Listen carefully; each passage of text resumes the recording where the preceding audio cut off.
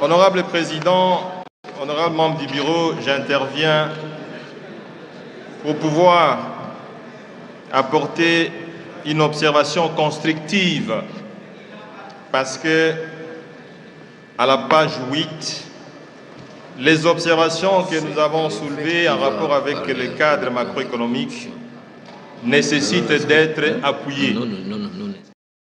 Le budget, comme nous l'avons dit, a pour mission principale de répondre à l'amélioration des conditions de vie de la population. Avec un taux de croissance économique de 5,7%, un taux de croissance économique nominal, honorable Président, vous êtes économiste, professeur d'université.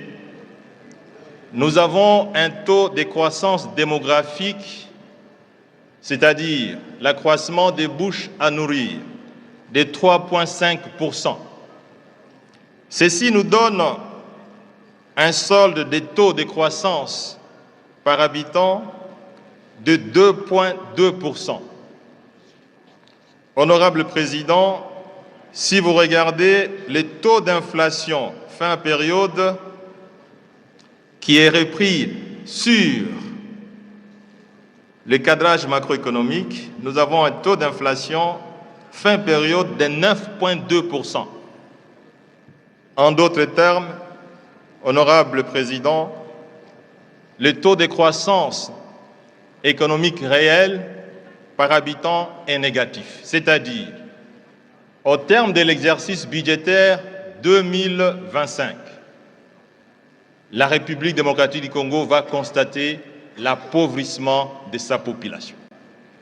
Voilà pourquoi, honorable Président, j'étais intervenu pour soulever la question de la cohérence et de la philosophie du budget. Parce que, je l'avais dit, ce budget est appauvrissant. Parce qu'au terme de son exécution, conformément au cadre macroéconomique que nous venons de retenir ou que la Commission nous a proposé de retenir, la RDC va s'enfoncer dans la pauvreté. C'est-à-dire, les taux de croissance, les taux de pauvreté qui se situent aujourd'hui à 83,3% pourraient se situer à fin décembre 2025 à près de 90%. Honorable Président, honorable membre du bureau, distingués collègues, ce ne sont que des chiffres que je suis obligé de porter à votre connaissance. Nous allons pouvoir adopter un budget ici qui va appauvrir l'ensemble de la population. Le budget est là. Deuxième observation, honorable Président. Proposition, voilà. Il est souhaitable, honorable Président, que la Commission recommande, je l'ai dit ici, des réformes. Les réformes sont celles qui portent la croissance. Il n'y a pas dans les recommandations la prise et la mise en œuvre des réformes vigoureuses. Je vois dans cette prestigieuse commission le vice-président, M. Kité Bikibon-Mvoul, qui fut un acteur principal des réformes.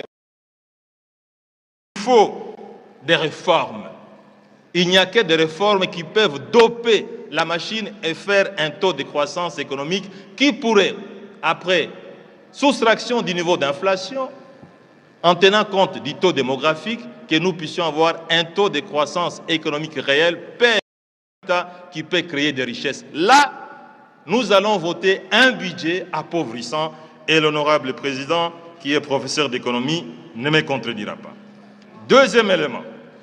Honorable Président, vous avez soulevé la question des Transco ici, et même des Congo Airways. Honorable Président, distingués collègues, un avion de Congo Airways, à cause de la mauvaise gouvernance et de la crise de leadership, acheté à 15 millions de dollars, vient d'être vendu à 11 500 €. Un avion, honorable Président, vous êtes un économiste, acheté à 15 millions de dollars américains, vient d'être vendu à 11 500 €. Qui 400? Honorable Président, vous avez parlé ici de la question de gouvernance. La société Congo Airways a été créée avec moins de 100 millions de dollars américains.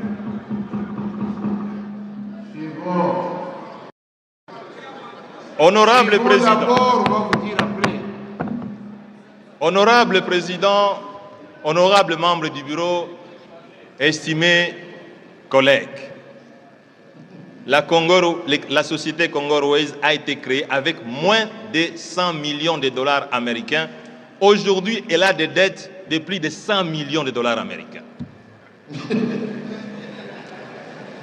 2 avions Airbus achetés chacun à 25 millions de dollars américains.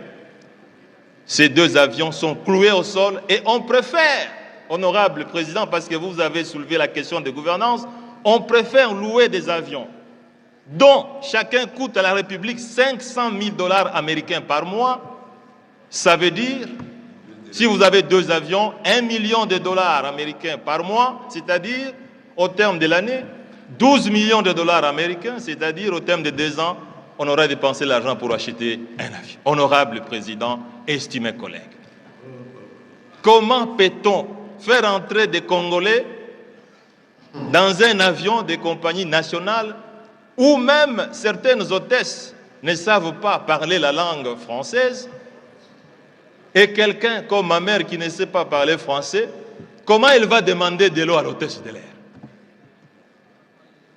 en Swahili? Mais l'hôtesse ne connaît pas les Swahili.